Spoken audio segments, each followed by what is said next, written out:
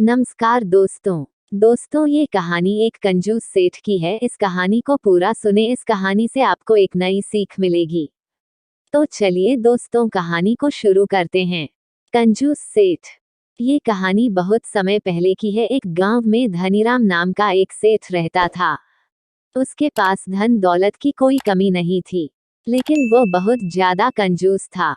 वो इतना कंजूस था कि इतना धन दौलत होते हुए भी उसने कभी दान पुण्य नहीं किया, और वो कभी गंगा स्नान करने के लिए भी नहीं जाता था कि उसे कहीं पंडा लोगों को कुछ देना ना पड़ जाए। एक बार माघ का महीना चल रहा था। तभी गांव वालों ने धनीराम से कहा कि सेठ जी, माघ का महीना चल रहा है, जाओ गंगा स्नान कर आओ, कुछ दान पुण्य कर लिया करो। गांव वालों की यह बात सुनकर सेठ की पत्नी ने भी उससे कहा कि सभी सही कह रहे हैं, जाओ गंगा स्नान कराओ।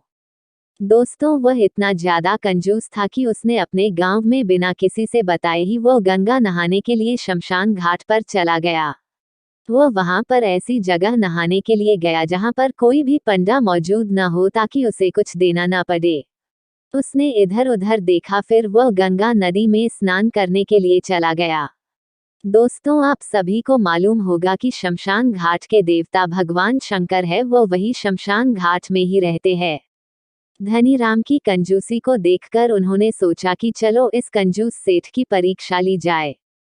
पंडा का रूप धारण करके पहुंचे भगवान भोलेनाथ। वो एक पंडा का रूप धारण करके वहां खड़े हो गए जहां पर वो कंजूस सेठ स्नान कर रहा था।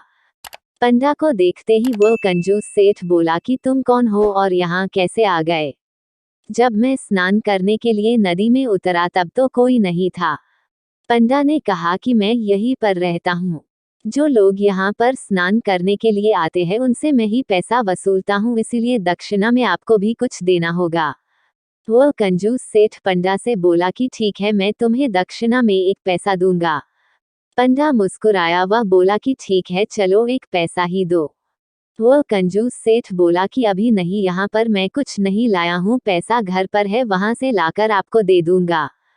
पंडा ने कहा कि अच्छा ठीक है, अपना नाम पता नोट करवाओ। वो कंजूस सेठ अपना नाम पता सब कुछ नोट करवाकर अपने घर वापस आ गया। काफी समय बीत गया, वो कंजूस सेठ दक्षिणा देने के लिए नहीं गया, तब भगवान शंकर पंडा का रूप धारण करके उस कंजूस सेठ के घर दक्षिणा लेने के लिए गए। वहां पर उन्होंने बाहर से आवाज लगाई तो उस सेठ की पत्नी बाहर निकली, तो उस पंडा ने कहा कि आपके पति शमशान घाट में स्नान करने के लिए गए थे। उन्होंने अभी तक मेरा दक्षिणा नहीं दिया, उसी के लिए मैं यहाँ पर आया हूँ। ये सुनकर सेठ की पत्नी ने अंदर जाकर अपने पति से सब कुछ बता दिया, तो वह सेठ सोचने लगा कि यह पैसा लेने यहाँ तक चला आया। सेठ ने कहा कि उससे जाकर कह दो कि मैं अभी घर पर नहीं हूँ, मैं बाहर गया हूँ। तब उसकी पत्नी ने बाहर खड़े पंडा से कहा कि वो अभी घर पर नहीं है, बाहर गए हुए हैं, उन्हें अभी काफी समय लगेगा। पंडा ने कहा कि ठीक है, कोई बात नहीं है, तब तक मैं यहीं पर बैठता हूँ। इतना कहने के बाद वह पंडा सेठ की पत्नी से कहता है कि ये बेटी, कुछ खाने को मिल जाएगा तो बहुत मेहरबानी होगी।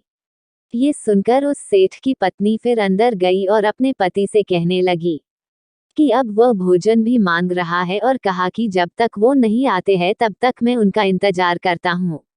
वो कंजूस सेठ फिर अपनी पत्नी से बोला कि ऐसा करो, तुम उससे जाकर कह दो कि मैं बहुत बीमार हो गया हूँ, बाद में आए।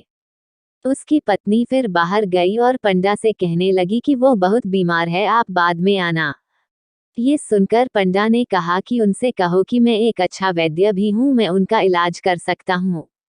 वो फिर अंदर जाकर अपने पति से कहने लगी कि वो कह रहे हैं कि वो आपका इलाज कर सकते हैं, आप कहें तो मैं उन्हें अंदर बुला लूँ। वो फिर कुछ सोचा और बोला कि जाओ कह दो कि मैं मर गया। वो बाहर जाकर पंडा से कहने लगी कि वो तो मर गए। पंडा बोला कि मर गए तो कोई बात नहीं, मैं सभी गांव वालों को बता आता हूँ कि यजमान मर गए। ये सुनकर सभी गांव वाले धीरे धीरे इकट्ठा होने लगे। उधर सब कुछ फटाफट इंतजाम करके अर्थी तैयार कर दी गई और शमशान घाट में पहुंच गए। पंडा मन ही मन मुस्कुरा रहा था, चूंकि पंडा के रूप में भगवान भोलेनाथ थे। उन्होंने धनीराम से कहा कि अभी भी समय है, सेठ जी उठ जाए, नहीं तो आग लगने के बाद वो भी समय नहीं मिलेगा। लेकिन वह कंजूस सेठ इतना ज्यादा कंजूस था कि वह चिता से नहीं उठा। और धनीराम की ऐसी कंजूसी को देखकर भगवान भोलेनाथ बहुत प्रसन्न हुए। उन्होंने कहा कि आज मैं तुझ पर बहुत प्रसन्न हूँ, मांग ले क्या चाहिए तुझे। ये सुनकर वह कंजूस सेठ ने चिता से उठकर खड़ा हुआ। उसने कहा कि मुझे कुछ नहीं चाहिए, मुझ पर आपका जो एक पैसा उधार है बस उसी को माफ कर दो।